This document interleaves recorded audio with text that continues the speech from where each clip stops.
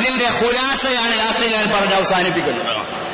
കോടതിയുടെ വിധി 90-91 ലിസ്റ്റ് സ്വീകരിക്കണോ സ്വീകരിക്കണോ എന്നതിനെ കുറിച്ചാകുന്നു.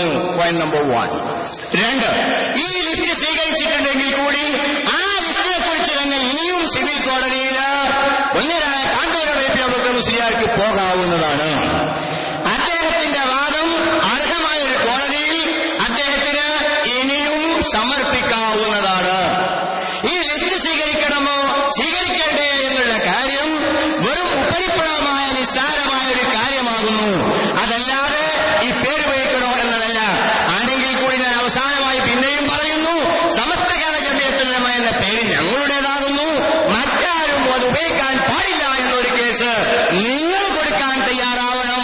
അത് നിങ്ങൾ കൊടുക്കാത്തടത്തോളം കാലം കൊടുക്കാൻ തന്നെ ജയിക്കൂല നിങ്ങൾക്ക് ഉറപ്പുള്ളത് കൊണ്ടാണ് നിങ്ങളത് കൊടുക്കാത്തത് എന്നുകൂടി ഞാനിവിടെ പറയാൻ ആഗ്രഹിക്കുന്നു. വന്യരായ